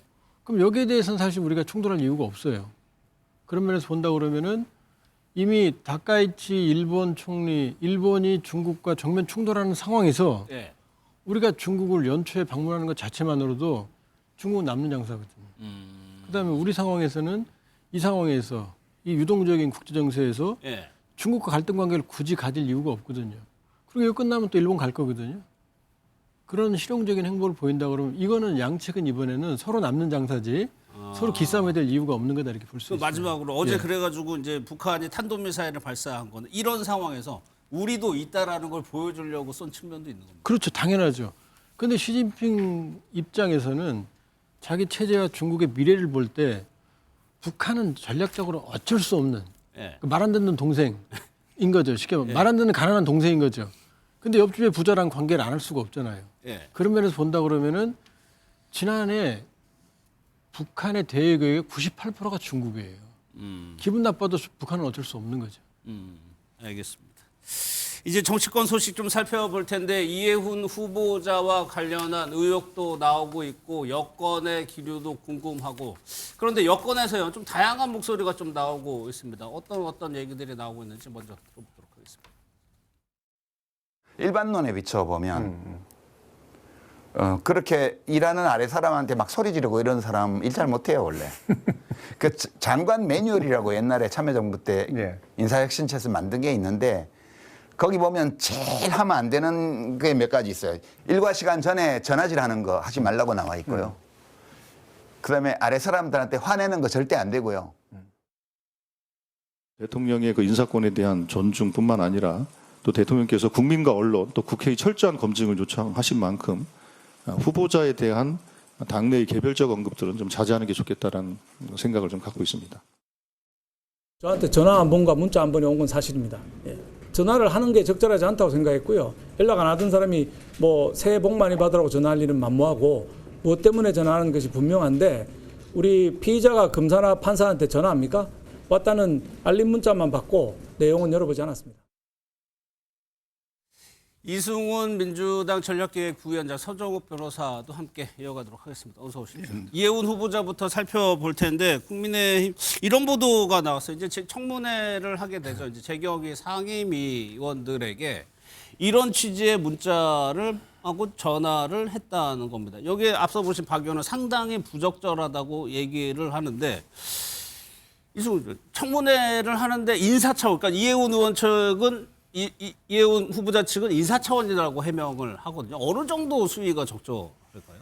예를 들어서 과거에 정치인들이 이제 장관에 임명되는 경우에는 네. 청문위원들한테 다 전화도 하고 만나서 부탁도 하고 했죠. 네. 그렇기 때문에 뭐 자연스러운 현상이었겠습니다만 최근에는 아무래도 이 갈등 관계, 윤석열 정부 때 갈등 관계가 많이 지속됐기 때문에 여야 간에 이런 것들이 많이 사라졌었거든요. 근데 지금은 이제 민주당에서 국민의힘 출신의 이해훈 전 의원을 장관으로 임명하는 거 아니겠습니까? 예. 그렇다 보니까 아마도 국민의힘 의원들이 더 많이 좀 반대성 그리고 이런 갑질 의혹들을 폭로하는 그런 모습들을 좀 보여주고 있는 것 같고요. 근데 이제 폭로도 좋습니다만 며칠 전까지 자신들이 그렇게 자신의 정당 사람으로서 그렇게 뭐 함께하고 문제가 전혀 없는 사람인 것처럼 5번이나 공천을 줘놓고 이제 와서 갑자기 모든 갑질 의혹에 또는 뭐 부패, 비리, 온상인 것처럼 얘기하는 것 자체도 저는 좀 이해하기 어렵다. 그런 측면에서 이재명 대통령이 어렵게 야권과의 어떤 통합, 전체적인 국민 통합을 위해서 임명한 것이 추천한 것이기 때문에 저는 검증의 시간을 좀 가지면서 잘못한 게 있으면 사과하고 또 뭐 재산이라든가 여러 가지 문제에 대해서도 사과할 게 있으면 사과하고 또 자신의 실력도 좀 보여줄 수 있으면 보여주고 이런 청문회 과정을 거쳐서 이해훈 의원이 낙마라고 할 것인가 임명될 것인가를 판단해야 되는 것이지 그 전부터 마치 범죄자를 본인 국민의힘이 키웠던 마냥 뭐 이렇게 행동하는 건 정말 좀 보기 굉장히 안 좋다 이런 생각이 듭니다. 이승훈 부위원장이 이미 이제 민주당의 입장을 정리해 주신 것 같아요. 그런데 하루에 하나, 어쩌는 날은 2개씩 의혹이 터져 나오고 있는데 오늘도 나온 것이 국민의힘 소속 현직 구의원이 아예 국회 가서 기자회견을 했습니다. 어떤 내용인지 한번 들어보겠습니다. 우리 중구 성동구 을 지역은 이해훈 전 당협위원장에게 1년 반이라는 시간 동안 철저하게 가스라이팅을 당해오다가 결국 버림받았고 그 기간 중 저는 임신 상태에서 괴롭힘을 여러 차례 당해왔습니다. 총선 이후 이해훈 당협위원장은 낙선의 핑계를 해당 구의원 3명에게 탓하였고 2025년 2월에는 사람을 매수하여 허위사실로 윤리위원회 제소가 이루어지도록 하였습니다. 뭐 현재까지는 주장이고 의혹을 제기한 겁니다. 근데 서정훈 교수 아무래도 이해운 후보자 국민의힘에 오래 있었기 때문에 아는 사람, 관계가 있는 사람들이 많아요. 그러다 보니까 실질적으로 저런 의혹들이 거의 국민의힘에서 나오고 있는 거죠. 제가 보기에 그 유시민 옛날에 그 우리 노무현 재단 이사장 있죠. 예. 이분도 그 비판했어요. 능력이 없다고. 아래 사람한테 이거 함부로 말하는 사람은 능력이 없다. 예. 이렇게 했고요. 제가 보기에 박지원 의원 빼고는 이게 거의 다 비판적으로 이야기를 했다. 이렇게 보고 오늘 이제 그 결정적으로 10년 동안에 재산이 110억이 늘어난 거예요. 예. 이거 이게 소명하기 힘들 겁니다. 특히 그 아들 3명이요. 예. 37억 예금. 원래 대부업체에 그 회사채를 투자했었거든요. 예. 근데 37억이 나오고 또 이게 부부가 90억이 넘는 예금과 주식이 나온 거예요. 이거는 이게 소명이 저는 쉽지 않다. 이렇게 예. 보고 자, 그리고 이게 그 이성훈 변호사님이 자꾸 국민의힘에 5번이나 공천 왜 했느냐. 예. 이야기를 민주당이 박지원 의원이 한 거거든요. 근데 한번 생각해 보세요. 저분이 대부분 경선 기회를 얻은 겁니다. 예. 옛날에 조윤선부터 조은희, 전북이 하태경까지 다 경선했거든요. 근데 경선을 기회를 줄 때 그때 검증할 때는요. 한계가 있죠. 예. 우리가 국가기관을 동원할 수도 없고. 근데 이번에 장관, 기획예산처 장관 요직 중에 요직이에요. 그러면 이게 충분히 모든 기관을 동원해서 세평이나 검증이 가능하니까 검증의 수준이 틀리다. 예. 총선하고 저는 이렇게 반박하고 싶고요. 네. 그런 게 물타기 아닙니까? 실제 이분이 능력도 제가 논문을 봤거든요. 윤석열 대통령이 왜 이분을 안 썼느냐. 이 논문을 보면 이분의 그 UCLA 박사 논문도 뭐 의료보험하고 관련해서 그 수요 이런 거고요. 네. 대부분 이게 KDI 있을 때 논문도 전부 보면 이게 그 거시적인 우리 예산이나 이런 게 없어요. 예. 그래서 이게 능력이 없다 해서 윤 대통령이 안 썼던 거예요. 저는 뭐 능력, 도덕성부터 모든 게 낙지점이라 봐요. 예. 오늘 손주와 중구 의원입니다. 폭로한 내용은 이런 거예요. 가스라이팅을 당하고 임신 중에도 괴롭힘을 당했다라는 주장입니다. 여기에 대해서 아직 후보자 측의 해명은 저희가 뭐 보지를 못했는데 일단은 이렇게 주장을 했습니다. 근데 그 여러 가지 의혹, 재산 관련해서도 뭐 소정욱 변호사님 얘기는 했죠. 재산이 많은 게 문제가 되는 건 아니고 그 증액 과정에서 과연 뭐 편법성, 불법성이 있었느냐가 문제인데 10년 사이에 100억이 늘었다. 일단 좀 많이 늘긴 했네요. 뭐 국민들이 볼 때 어떻게 10년 사이에 100억이나 늘 수 있어라고 말씀할 수 있는 것이고 예. 정서상으로는 좀 이해하기 어려운 측면이 있긴 하겠습니다만 말씀하신 것처럼 재산 증액 자체가 불법 사항이 아니라고 얘기한다면 예. 뭐 우리나라에서 이걸 문제 제기할 수 있는 측면은 아니기 때문에 청문회가 시작이 돼서 여야 의원들이 이 자료들을 받지 않겠습니까? 예. 자료를 받고 그 내용들을 분석하다 보면 이 100억이라고 하는 증가 자체가 상당히 불법적인 내용이 있었는가 없었는가를 확인할 필요가 있을 것 같아요. 예. 그런 내용이 없다고 한다면 이 부분을 공격하기는 이제 문제가 있다. 예. 말씀하신 것처럼 이렇게 말씀하시면 재산이 100억이 넘어가는 분들은 장관을 할 수 없다라는 논리밖에 안 되는 상황이기 때문이죠. 저는 재산의 증액 문제라기보다는 지금 계속 제기되고 있는 갑질 논란이 더 큰 문제라는 생각이 들어요. 그러니까 대한민국의 국무위원이라고 얘기하면 국가를 예. 운영하는 가장 중요한 위치에 있는 분들인데 그런 분이 걸어온 삶을 보면 예. 아랫사람들한테 저렇게 갑질한 거 진짜 사실이었고 그런 부분과 관련해서 본인의 태도 변화가 없다고 한다면 예. 저런 사람을 국무위원으로 우리 국민들이 신뢰하고 존중할 수 있을 것인가 이 문제를 청문회 과정에서 얼마만큼 해소할 수 있을 것인가의 문제가 쟁점이 돼야 된다는 생각이 들고요. 지금 예. 재산이나 이런 문제 같은 경우는 실질적인 불법 사항들이 나온다고 한다면 좀 그건 예를 들면 불법 사항 나오면 당연히 국무위원 할 수 없는 거겠죠. 그래서 예. 아마도 지금 청와대 입장 같은 경우는 이런 모든 사항들에 대해서 청문회를 통해서 밝혀내고 청문 과정에서 그 청문을 보시는 예. 국민들께서 어떤 여론이 형성되는지에 대해서 좀 지켜보자라는 상황인 것 같기 때문에 예. 저는 뭐 이런 모든 내용 자체가 좀 청문이 진행되는 과정 속에서 확인되지 않을까 생각이 들긴 합니다. 그러니까 저건 이제 뭐 이제 사람과의 관계에서 본인보다 뭐 직급이 낮다고 할까요? 인턴, 뭐 보좌관, 구의원들을 대한 태도가 사적으로 심부름을 시키다는 의혹도 있는 거고, 뭐 삭발을 강요했다는 등, 뭐 아까 뭐 구의원 주장도 있지만 구의원이요 이렇게 현역 당협위원장이라고 하네 국민의힘. 네, 당협위원장. 밑에 있는 사람입니까? 뭐 그렇지는 않지만 지금 강선우 의원이 그 김경 시의원에게 공천을 돈을 받고 줬다 이런 의혹 있는 거 보면 당협위원장 또는 그 조직위원장이 갖고 있는 영향력이라는 건 상당하죠. 그러니까 이해운 의원이 중구 성동을의 당협위원장으로 1년 6개월 있으면서 상당히 불합리한 요인들이 많이 있었던 것 같아요. 그러나 그런 부분들에 대해서는 그래도 우리 당 같은 당의 당협위원장이니까 참고 있었다. 뭐 그렇게 생각할 수 있겠죠. 그러나 지금 이렇게 큰 공직의 자리를 맡게 되는 자리에 갈 수 있는 사람이냐, 그런 도덕성과 품성, 능력을 가졌느냐, 이런 부분에 대해서 본격적인 문제 제기가 있다고 보고요. 저는 오늘 제기된 의혹들 가운데 또 하나 놀란 게 있습니다. 고3 그 셋째 아들이 고3 때 김상민 전 의원실에 인턴으로 근무를 했다는 건데, 그런 내용이 있어요? 그런 새로운 내용이 의혹이 제기됐어요. 뭐 입시에 사용하지 않았다 이렇게 뭐 해명을 하고 있는데, 이거 우리가 조국 사태 때 그렇게 비난했던 게 뭡니까? 입시와 아니면 자녀 교육과 갈등에 있어서 불공정한 행태, 입으로는 정의와 공정을 얘기하지만 그렇지 않은 모습에 실망했고, 그것이 윤석열 정권이 탄생하는 가장 큰 배경이었다고 보는데, 이해운 의원도 본인이 갖고 있었던 그런 그 지위를 이용해서 자녀들에게도 그런 꽃길을 깔아주려고 했었던 것 아니냐, 또 이런 의혹이 제기되니까 저는 뭐 1일 1 의혹이 아니라 지금 1일 한 3 의혹씩 제기되고 있는 거예요. 청문회까지 갈 수 있는 상황인지에 대해서도 궁금하고, 또 하나는 진짜 이재명 대통령이 지금 이런 부담을 안아가면서까지 이해운 후보자를 이렇게 끝까지 갖고 가려고 하는 것도 쉽게 이해하기가 어렵습니다. 민주당도 청문회 과정에서 어떤 스탠스 취할 겁니까? 이런 다양한 의혹들 제기되고 있는데, 그럼 과거 뭐 김민석 총리 후보자나 그 시절에 본인 식구들 감쌌던 것처럼 일방적으로 감쌀 겁니까?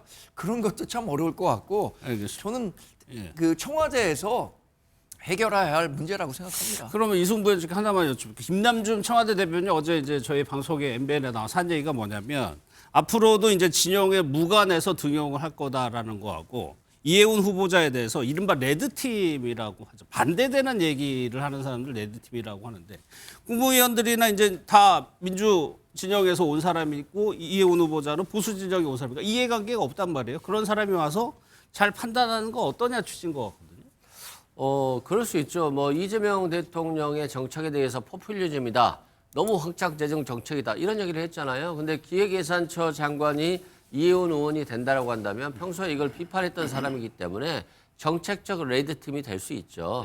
그런 측면에서는 좀 좋은 부분인 것 같고요. 아니, 이재명 대통령이 지명했고 그게 야당 인사였는데 청문회도 하지 않고 낙마시켜 보십시오. 누가 앞으로 지명을 받아들이겠습니까? 지명만 오면 그냥 전화 안 받겠죠. 그러면 결과적으로 국민 통합이 안 될 겁니다. 그래서 청문회 과정은 충분히 거칠 수 있도록 해줘야 되는 것이고요. 저는 국민의힘이 참 특이한 게, 어떻게 뭐 지금 얘기해 보면 천하의 나쁜 사람이에요, 이해운 의원이. 아주 천하의 갑질인 사람이고.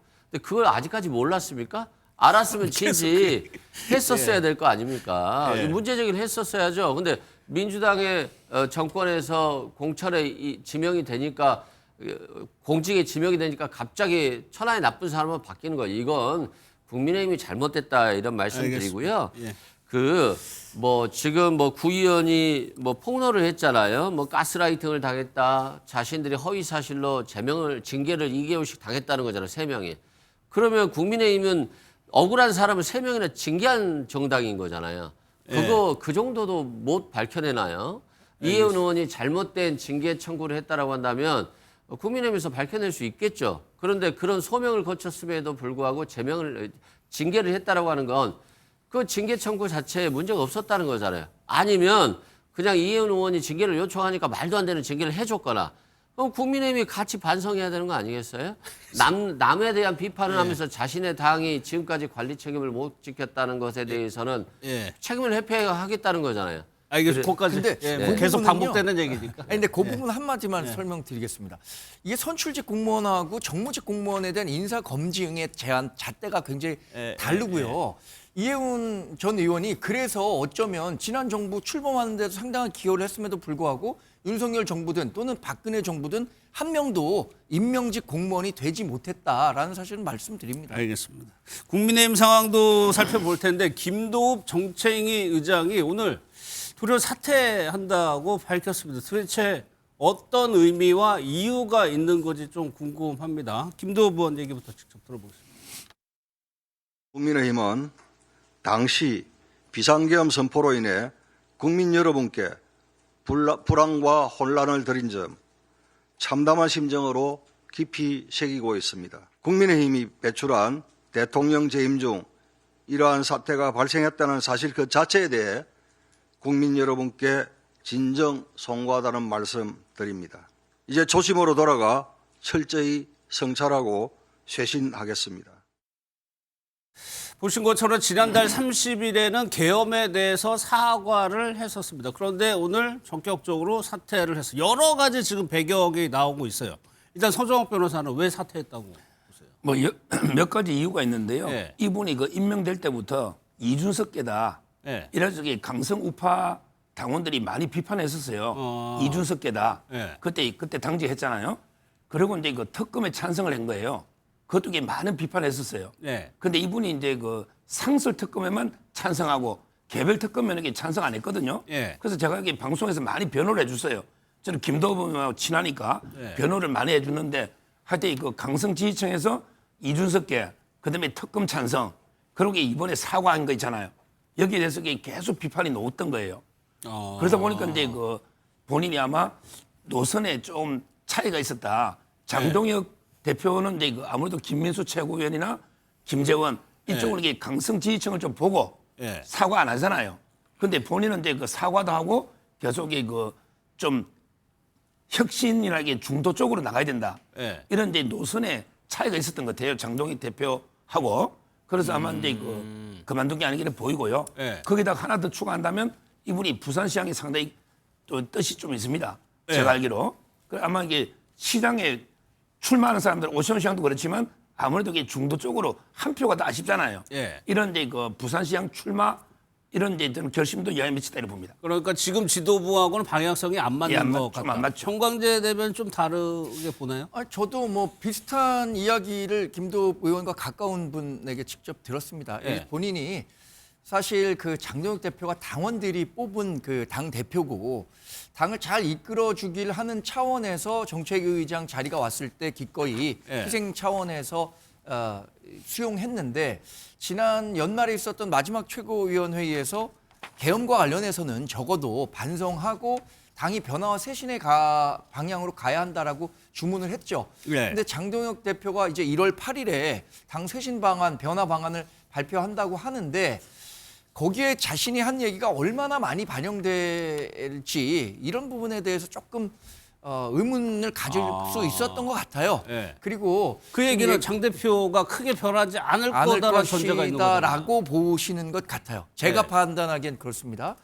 그럼 뭐 부산시장 출마와 관련한 이야기를 하는데 오늘도 뭐 조영술 대변인이 개인적인 사유 때문에 뭐 그 사퇴 의사를 밝혔다라고 하니까 그것에 대해서 그런 개인적인 사유로 사퇴한다는 뜻을 전혀 밝힌 적이 없다. 그래서 국민의힘 공보실에서 따로 그 개인적 사유라는 것은 배제했죠. 그것을 아마 서 변호사께서는 부산시장 출마와 연관지어서 말씀하시는 것 같은데 지금까지 얘기는 뭐 부산시장 선거 출마 여부와 상관없이 본인이 가고자 하는 방향 설정은 분명히 해뒀다. 그리고 장동혁 대표에게도 여러 차례 본인 포함 다른 의원들을 통해서도 메시지를 전달했다. 그러니까 자기의 몫은 여기까지다라고 생각했다라고 얘기를 전해왔습니다. 항의성 성격이 있다는 거는요?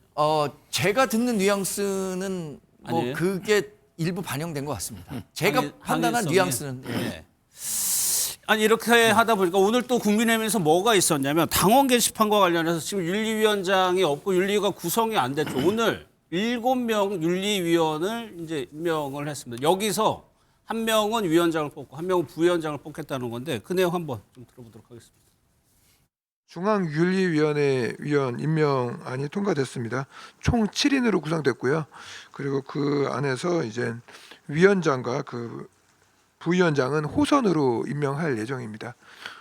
윤리위원회 위원은 현재 비공개로 이제 하기로 결정을 했고요. 호선을 통해 선출이 되면 위원장이 이제 공개돼서 그 부분에 대해서는 말씀을 하실 예정입니다. 7명의 위원 중에 위원장과 부위원장을 뽑는 거예요. 그거를 항의성이란 거하고 연결시켜 보면 저 윤리위원회를 구성한다는 거는 서정표 한동훈 대표 징계하는 작업에 착수한다는 얘기잖아요. 그렇죠. 이런 것들도 영향을 미쳤을 수가 있을까요?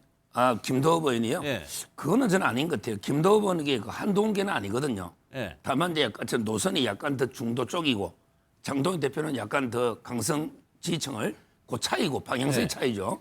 근데 문제는 이제 윤리위원이 보통 당대표가 임명하는데 이번에는 이게 독립성, 자율성을 주기 위해서 호선을 해라. 예. 이렇게 했고요. 아마 8일 날, 내일 모레 8일 날 이게 위원장, 부위원장이 정해지잖아요. 그럼 이게 바로 1차 안건이 한동훈, 김종혁 예. 징계건이 될 겁니다. 아마 김종혁 의원에게 2년간 당권 정지 이미 결정을 해서 보낸 거고요. 그다음에 한동훈 전 대표는 이제 그 평당원이잖아요. 당직자가 아니기 때문에 그냥 알아서 윤리에서 판단할 겁니다. 아마 윤리위 7명이 전원 바뀌었거든요. 예. 나이도 이게 다 대충 공개되는데 이름은 공개를 안 하지만 예. 뭐 그래서 아마 이게 윤리위원들이 제가 보기에는 상당한 징계 수준이 나오지 않을까. 그 구성 면면을 밝힐 수는 없지만 예. 이렇게 보입니다. 8일에 장 대표 쇄신안 나온다는 거 아닙니까? 그럼 8일이 뭔가 분기점이 되겠네요. 국민의힘에서. 근데 윤리위 구성과 관련해서도 여러 뒷말들이 지금 나오고 있어서 네. 좀 걱정입니다.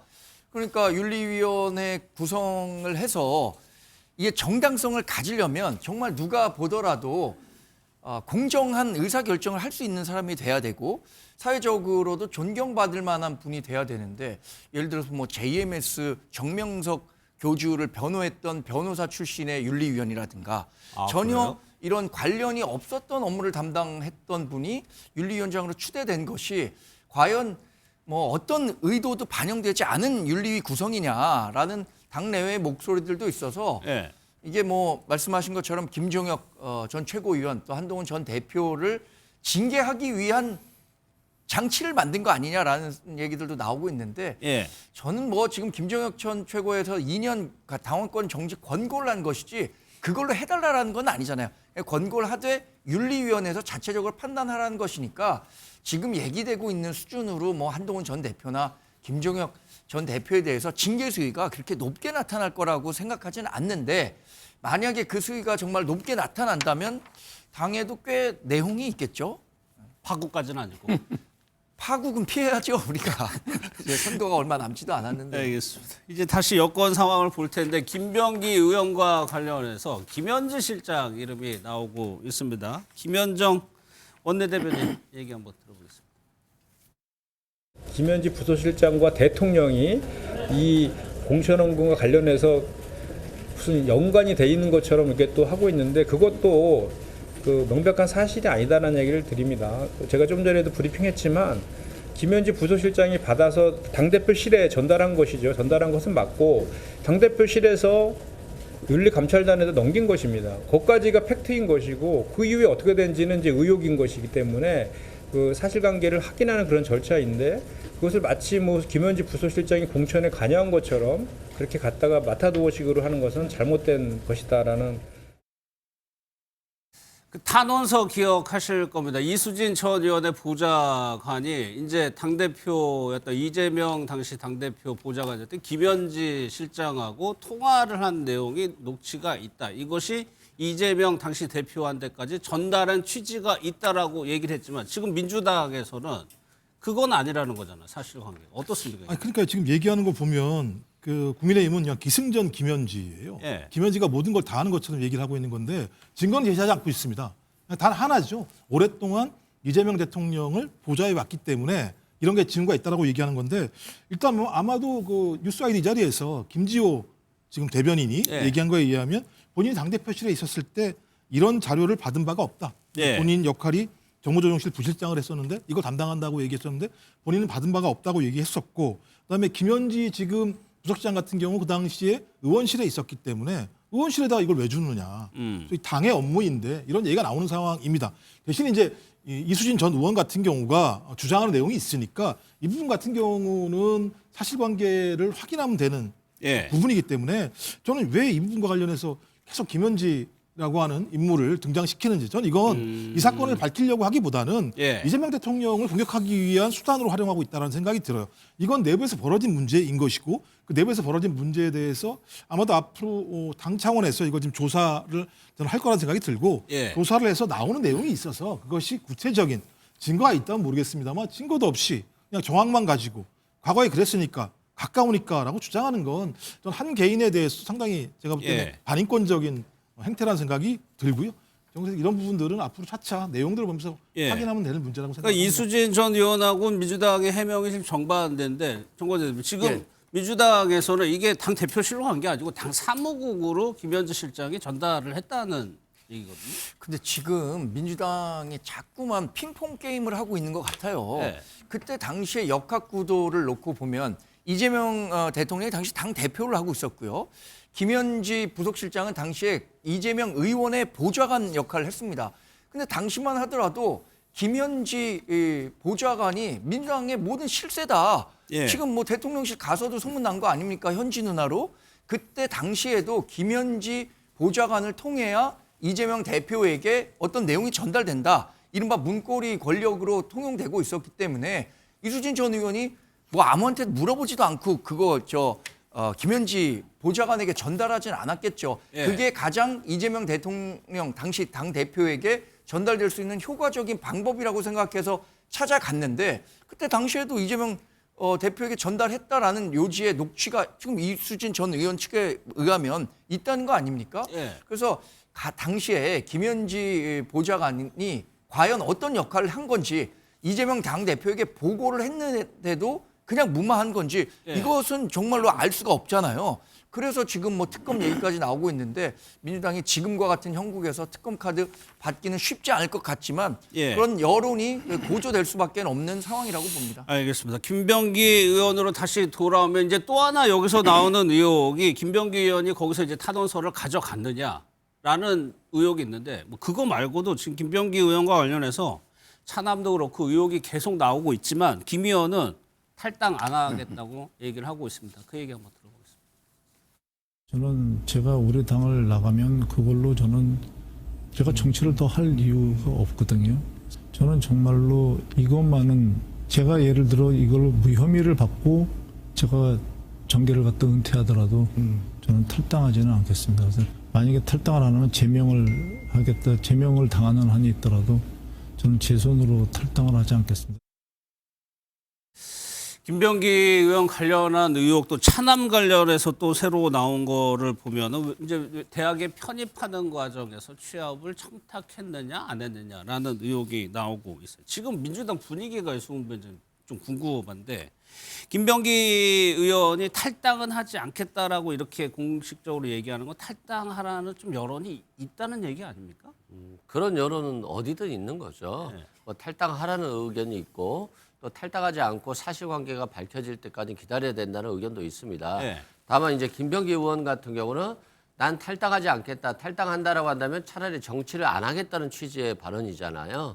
그렇기 때문에 끝까지 민주당으로 남던가 제명을 당하더라도 민주당으로 남아서 제명당하겠다 뭐 이런 취지거든요. 그래서 아마 저 취지를 존중할 수밖에 없을 것 같고요. 지금 감찰이 진행되는 걸로 알고 있는데 예. 그 감찰 결과 잘못이 확인된다라고 한다면 제명될 수도 있겠죠. 뭐 그런 것까지도 본인이 감당하겠다라고 하는 겁니다. 예, 당내 비류 구류는 지금 뭐 논란이 되고 있는 앞서 저희가 이해운 후보자도 받고 김병기 의원도 받고 뭐 강서도 의원 제명됐고 김병기 의원은 좀 당에 부담을 주고 있다는 시각이 존재할 수도 있을 것 같고요.